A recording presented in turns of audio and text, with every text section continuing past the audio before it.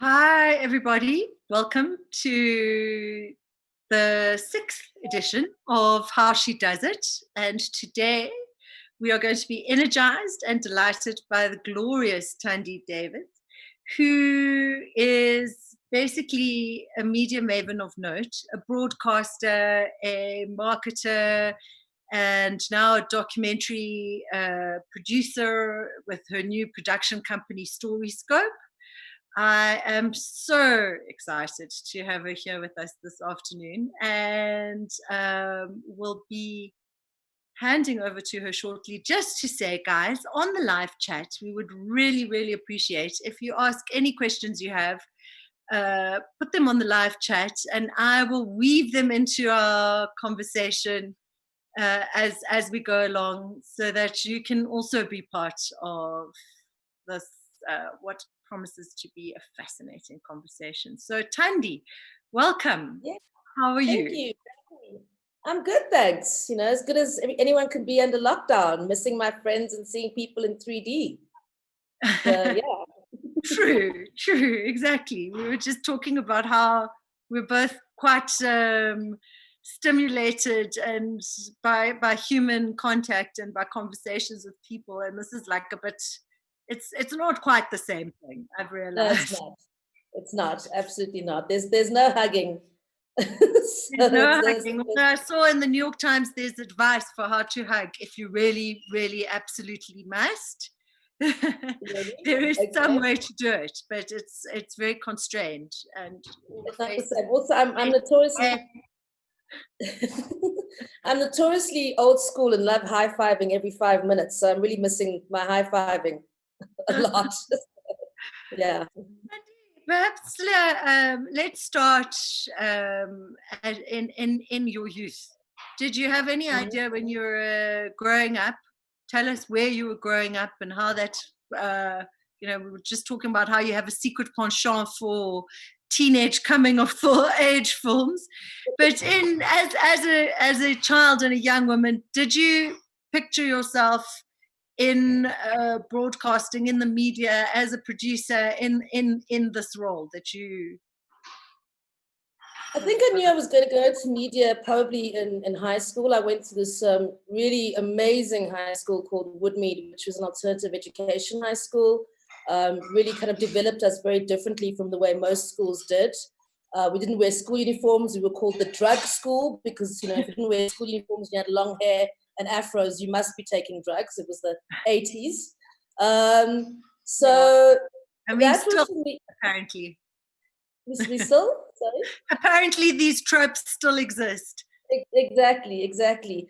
So for me, it was a school that really opened my mind up. The way they educated us on what objectivity was, what subjectivity was. Part of us, we had to every term do a thesis, for example. We had to every term produce a school play that we had to write ourselves. So it really inculcated the importance of voice and message. And I think at that point in time, growing up under apartheid, also understanding that when you control the media, you control the message, and how important it was for me as a Black South African, as a female, to try and utilize those tools that are owned by those who oppress us fundamentally. How do you utilize those tools to go out and make sure that your stories are told and you're represented via that media? Because whether we like it or not, we have to utilize that media in order to be able to get messages across and to change minds and hearts. So that was really where I think the first love came in. I desperately wanted to be an investigative broadcast journalist. That was like my thing. I was going to do that. And my mother looked at me and said to me, well, two things. I don't think you've got the stomach to be an investigative journalist. And secondly, where in South Africa are you going to that you'd be producing this award-winning investigation into Bell Pottinger, but more on that later.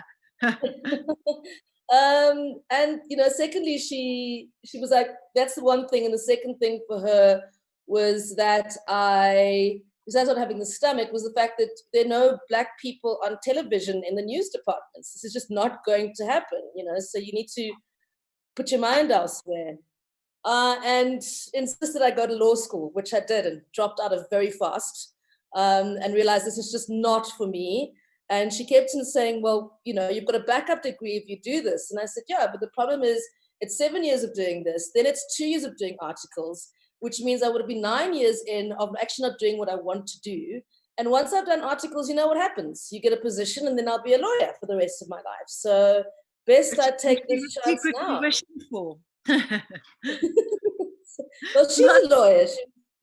Is she? Yes, so that's where the push was from. It had nothing to do with anything. She was an advocate, and I think in her head she thought she was going to create this dynasty, and I'd become this attorney and give her all of her briefs. So that was basically where it came from. I was meant to become a lawyer so she could get more work at the Supreme Court.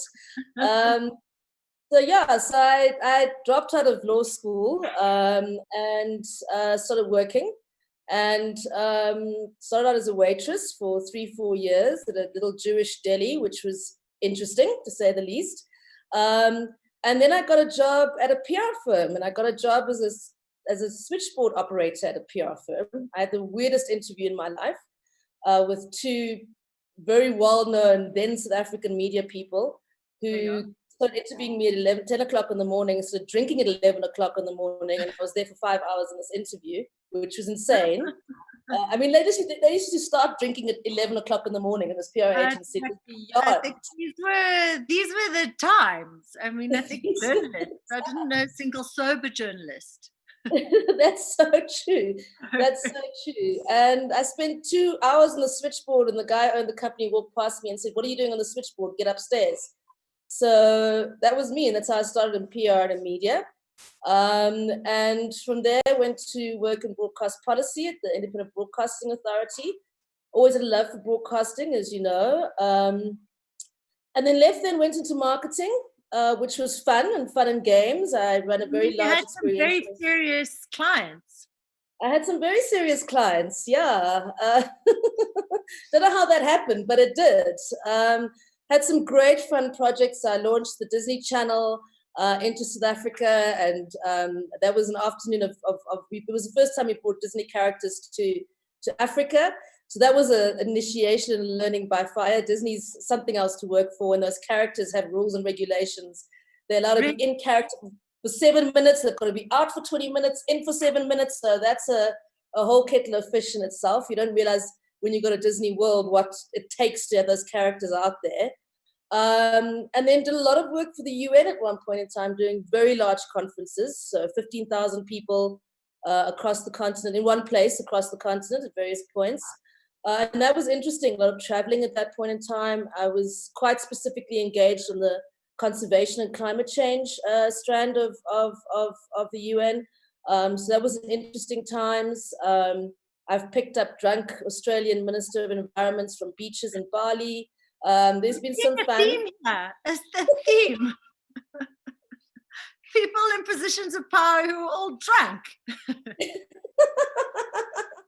I don't know what it says about me, but anyway. So that was really how to throw good parties, basically what it says about me. So yeah, and I think that from there it was I got an opportunity literally off conversation on a street corner in London, which is the most bizarre way to get back into broadcasting. But I was on a street corner and sort of chatting to this person, and they said, "Look, I'm trying to launch Fox and National Geographic channels into South Africa. Can you help me find someone?" And I tried, and they eventually said, "No, you're it."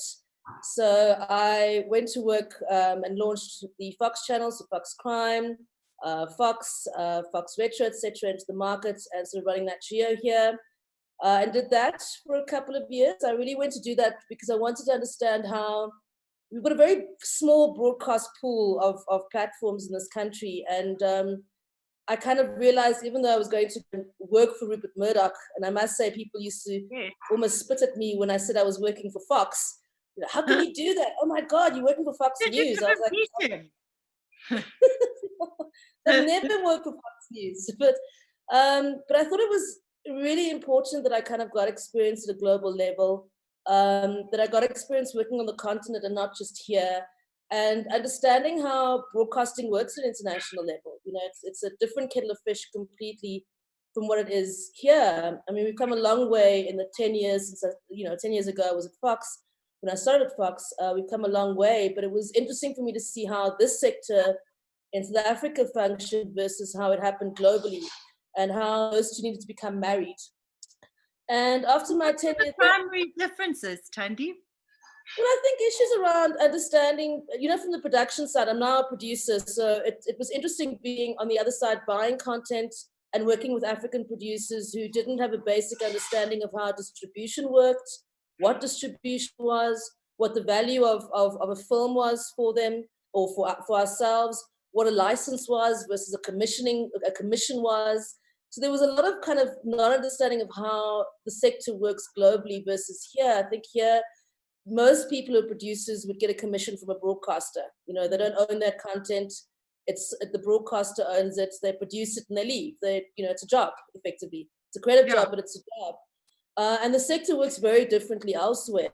So it was that kind of key lesson of learning how it works elsewhere, and the key lesson of understanding how important it is for producers to own their own IP. To own and make money off what they've created. Was a key lesson I kind of got out of that, and getting producers to understand what their value was, and the technical business side of things. What is a pre-license? What's a pre-buy? What is a co-production? Those simple things the producers here really had to actually toss the jargon around and know what it means. Exactly. Pre-license. I love that. The sound of that. That's very, very sexy. Kim Thipi has joined us and says, "Where's the champagne?" Well, she might ask. Kim, after this lockdown, we'll take you up on that. Say hi. So, Thandi, I mean, obviously the burning question for everyone was, did you ever get to meet Rupert or any of his multitudinous children? I did not. They live very far up there in the stratosphere. It's like a scene from a sci-fi film. They definitely live up there, and everyone else lives down here.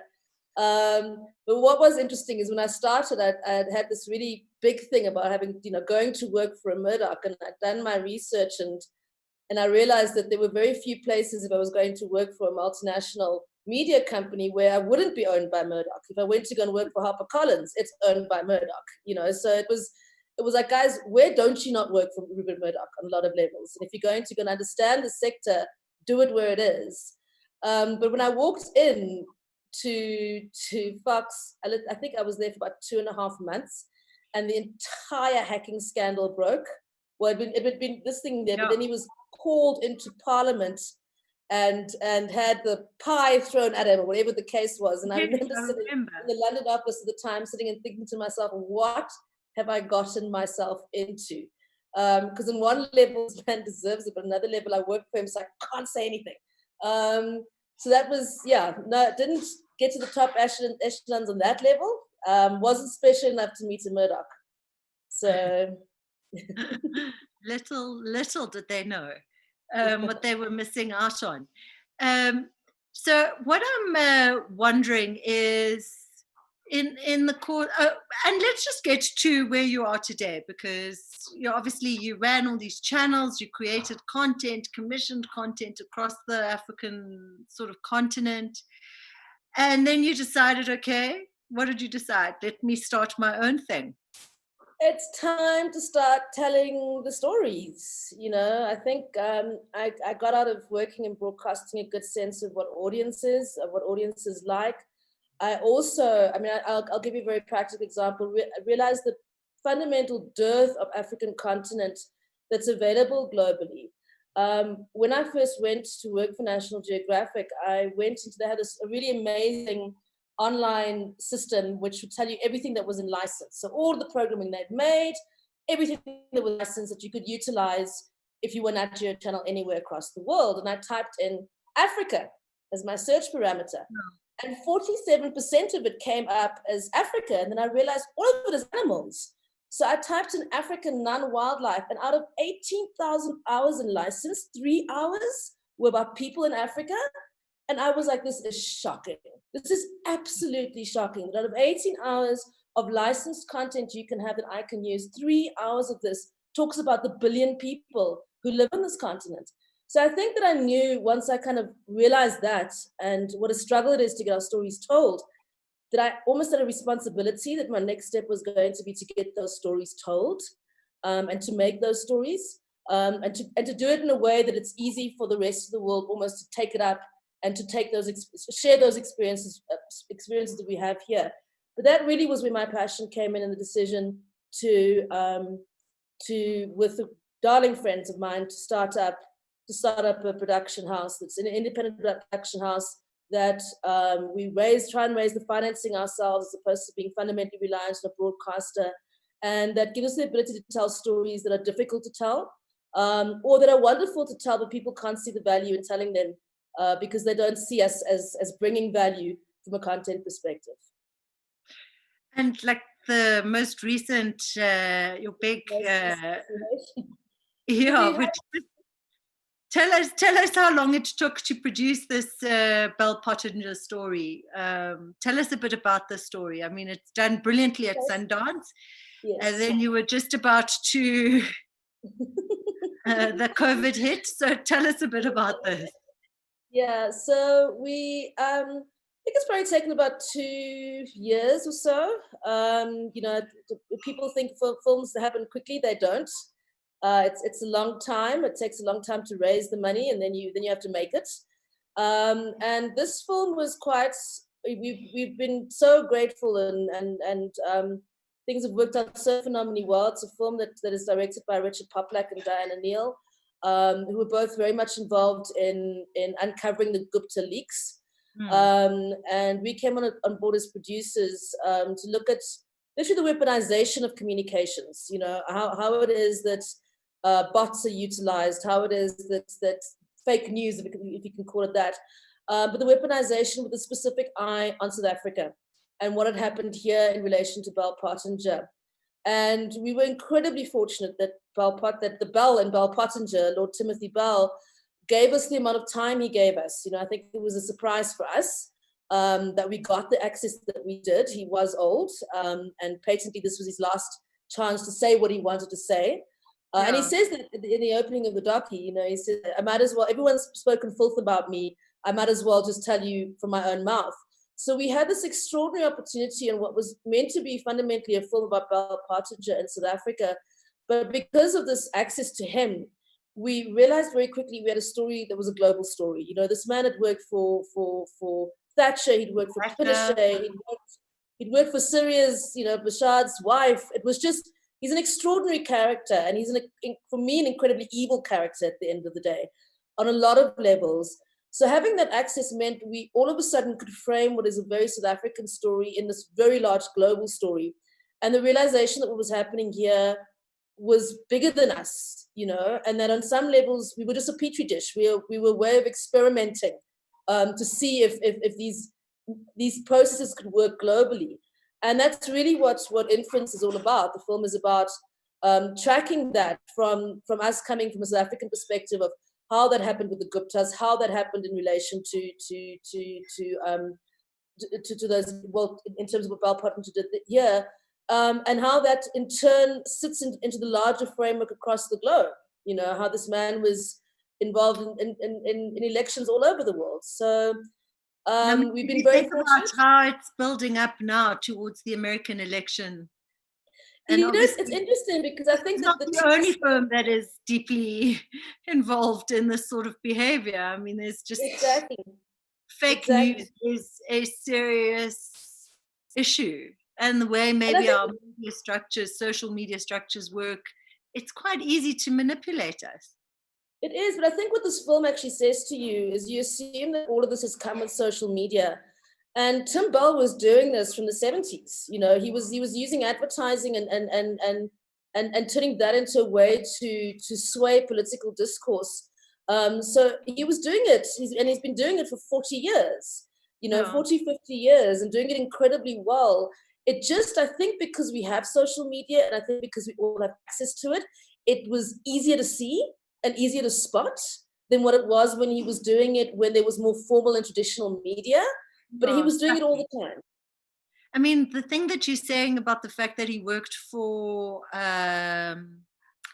the Syrian Basar Shad's wife.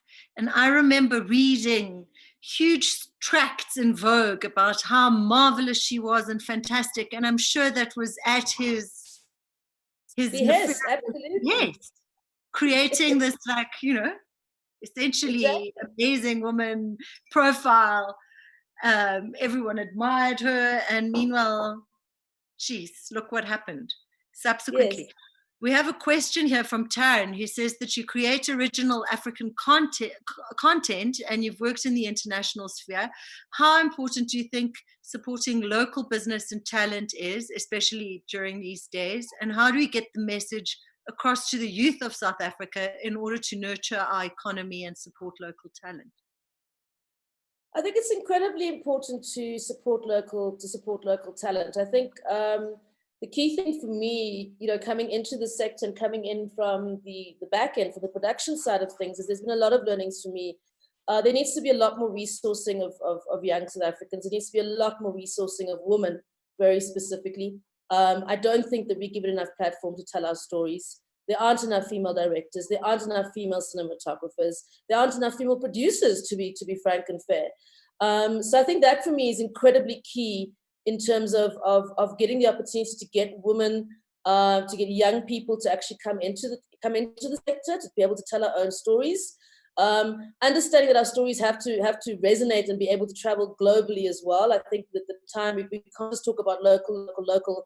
Yes, it sells phenomenally well here, but I think it's time that we start looking at ourselves within a global context and how our stories are framed for ourselves, but also framed in a way that our stories get out there, which is key. Resourcing, I think, for me in this particular sector is very gender focused. I'm a woman, and that's where I'm going to focus. I think there's a lot more work that can be done specifically on the technical side. In film, I think we should be resourcing women to become cinematographers and resourcing women really to become sound engineers. So we're not just sitting on the pretty front side of the camera. We technically know how to make films from that perspective. And that includes producing. I know when I see female producers, they're more likely to choose female stories or to try and find a way to tell those female stories. And that's fundamentally important. I think representation allows for our stories to be told, and that's key for me. Speaking of learning the craft, and as ever in your time as you've progressed, was there ever a mentor or somebody who really you look back and you go, well, thank God for that person, because they really taught me so much? And it wasn't Rupert. It wasn't Rupert. Actually, it's strange. I don't think I've specifically had a mentor. And I've thought about this before and spoken to people about this before, that there really wasn't anyone that I could kind of go to ask questions about. And I've had this very circuitous career. I've kind of gone here and started again there and re-engineered myself. And even becoming a producer, it's a whole learning curve. Here I am in my late 40s, literally having to learn a lot of things from scratch. It's very different being a broadcaster to being a producer, So I don't think that particularly has been for me, and that's meant I've been very passionate about, in fact, mentoring other people. And there are a large number of people I've through my life tried to mentor and been there for, both emotionally in terms of just how life is and the difficulty of it, but very specifically in terms of industry and sectors and getting people to think beyond and bigger than what they would have normally, and see where they go normally. And that to me is one of the reasons I do that quite strongly. It's a key passion of mine, because I don't think there was particularly anyone there for me as I was going through my process, But I also think I went into an industry that didn't have a lot of women in it to start with. Yes. Tell us a bit about your experience as a woman and a woman of color in this industry. I mean, you describe how your mother said, well, there are no news reporters on TV, black women. So what are you thinking? How yeah. I think it was well, interesting enough. I think because it was 94 and there was kind of a little bit of a shift and change. I know my job in the PR agency was definitely, I got that job because I was a black female. They needed to kind of roll me out on certain pitches, and they were pitching for a fair amount of government work at the time. So I completely understood why I was there, but I was going to take that and use it to my advantage. I wasn't going to continue waitressing for the rest of my life. So I think I've always known I've had a bit of a loud mouth, and I dislike injustice, and it kind of starts from personal injustice. So I kind of walked into this boardroom, and I was technically the youngest person there, and this guy backtracked when I raised the issue of why it is that I'm being sent to make the tea. Is it because I'm a woman? Because I asked. And he said, no, it's because you're the youngest. So I was like, okay, fine, that's reasonable. And about 3 weeks later, someone younger than me arrived in the boardroom, and he was a boy. So I sat down, and they all looked at me to make the tea, and I just pointed and I said, he's the youngest. And that was it. For the next 6 months, he had to make tea. So that's kind of me and the difficulty of being female. I think that for a lot of young women, they don't realize, when we started, I remember getting my first job and going to buy a car. Yeah. And I got to Standard Bank and I said, this is my pay slip, and this is this, and can I get a car loan approved? And they said, no, you need your father or your husband to sign suretyship. And I went, but I don't live with my father. I'm over 21. My salary is absolutely fine. In fact, for the car that I'm buying, I'm earning 3 times the amount I need to. And they were absolutely insistent that they would not give me a car loan. So because I worked in PR, went to the media and made an issue about the fact that this is post 1994, and my rights are being trampled on. And I think when they got that phone call from the Star's journalist about their comment, my loan was approved within 35 minutes, very quickly. So I'm really one of those women who's always, in terms of work and boardroom, always asked the question, always made sure that sometimes, personal justice means justice for all. I know that was a policy change at Standard Bank, and that my sisters never had to go and ask dad for suretyship for anything, because I'd asked that question and I'd gone to the media with that question. And that to me is important, is, even when you find yourself in a difficult situation work-wise and with men, to stick to your guns. And it's okay to be called difficult, and it's okay to be called loudmouthed. Yeah. It doesn't matter. It doesn't matter. So we're getting some quite serious questions now. Kim is asking, what would you recommend approaches to funding, and how can funders contribute? The film industry. Yeah, it's very tough. I think the reason why there are very few independent filmmakers in the country is because to raise funds are almost impossible. I think that most producers work off commissions for exactly that reason. You have to, it's a learning game completely. A lot of the films that are made here and TV series that are made here have to fund themselves internationally. We don't have local funders who are business people who come into the sector. The sector is just not understood. It's a difficult financing environment. It's difficult in terms of the way people make their money back. And, we've had an engagement with someone who is an investor and wanted to come into the film sector. And I think after 9 months, he just went, I'm lost. So there is a problem in terms of raising funds here. We've got some government mechanisms that there's a tax rebate, which we hope will stay in place, that gives up to 50% of your budget back on a tax rebate. Through the NFVF, you can get a certain amount of funding for development, for production, for marketing of your projects. But the key thing in terms of funding is that you have to have a project that tells a good story, that has a story, that has an audience. You've got to know there's an audience who's going to want to watch this. You have to understand that, can I find a distributor? Is someone going to want to buy this? And you've got to understand all of that before you even go to a financier, because they're going to ask all of those questions. They want to know how they're going to make their money. If I give you the money, I'm not giving you just to tell a story. I want to make money off you. So how is it I'm going to make money off you? And I think a lot of producers don't understand that. And a lot of young people in the sector don't understand that. They think it's just about the art. It's not just about the art. It's not just about the art. We're all understanding that at the moment. It's not just about the art. Claudia is asking, what was your biggest failure and how did you learn from it? I had biggest failures all the time. What was my biggest failure the last year, the last 5 years, the last 20 years?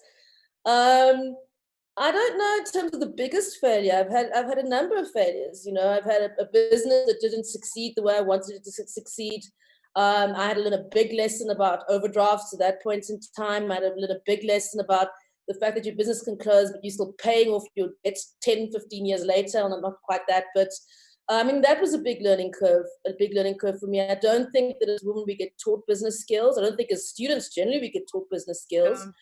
And there's no mentoring in that regard. So that was a very big lesson for me, and quite a heartbreaking one. Yeah, I mean, I think it's big lessons are for me at the moment as your parents get old and you have to look after them. And, you know, there's that life shift that I don't have any kids, but all of a sudden my mom's my kid. And literally she is, you know, she gets stroppy like a 2-year-old so does sometimes. So I'm having the circle of life. And at the moment, we're probably more worried about them because of the COVID, God knows. Exactly. So yeah, those are big lessons of life. And I think also just finding voice and self, you know. When I was younger, I was very quiet. I was a little bit of a mouse. And I don't think that I was a mouse to start out with. I know, it's what most people say. It completely shocks them. But I think it was also, and I did have to make that, it was a big learning curve for me. I went to a white school when I was 9, you know, at the beginning of the 80s. It was a culture shock. I was treated incredibly differently. I was called the K word. It was not a pleasant, and that kind of like jolt of understanding that who you are is not right and is wrong is quite disempowering. So I think my voice really disappeared, and I think that's when I was referred to the school I went to, Woodmead, which just opened me up so much. And there was a realization that first day of school to myself that I've actually got to self-empower and I've got to speak up and I've got to talk, because I wasn't going to go through the 5 years I'd gone through before, you know, in terms of... The question, Thandi, which maybe you've answered, but we always ask this, which is, what would you tell your younger self if you could speak to her now? To be brave, to definitely take the risks, even though sometimes they're going to not be great risks, to laugh a lot, is probably my key thing. To have great female friends. I only started having female friends a lot later in my life, and disappointing that I didn't realize how amazing it is to have a group of women around you who support you and laugh with you and tell you off when you need to be told off. That's kind of really key to me.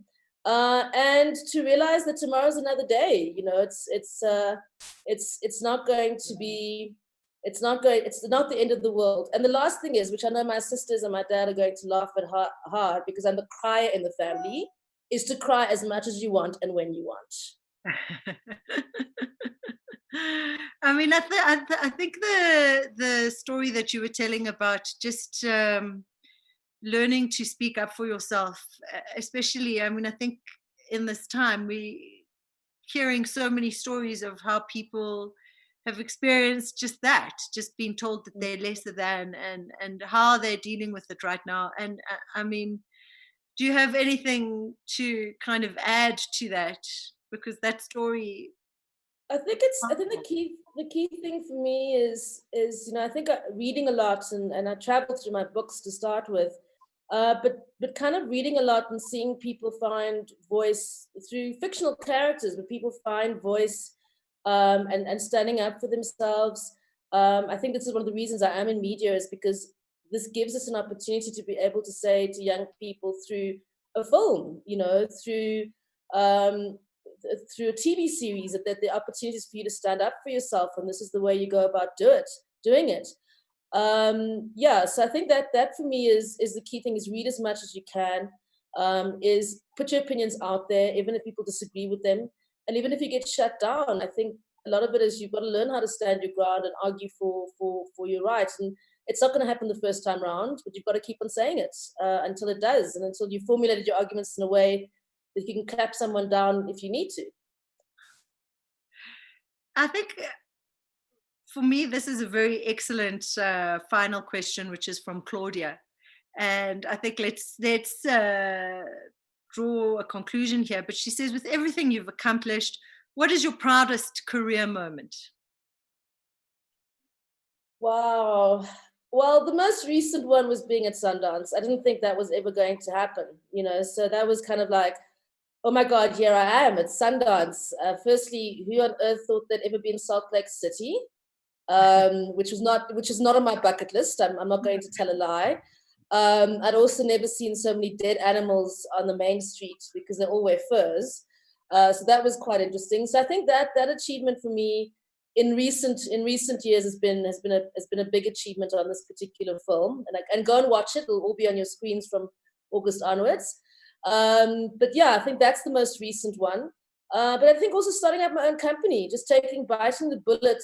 I'd just gotten divorced at that point in time. And biting the bullets and starting my own company was also a big achievement in my lifetime. Wow. Well, thank you. This has been such a delight. Thank you. I must say, so inspiring. And wish us all lots of champagne post the lockdown. Yeah, as soon as we can. My hashtag over lockdown was hashtag bring back the bubbles. So I'm looking forward to sharing them with you. I feel like that should be my hashtag. We share it. Thank you so much. Thank you, Thandi. Thank you, Aspasia.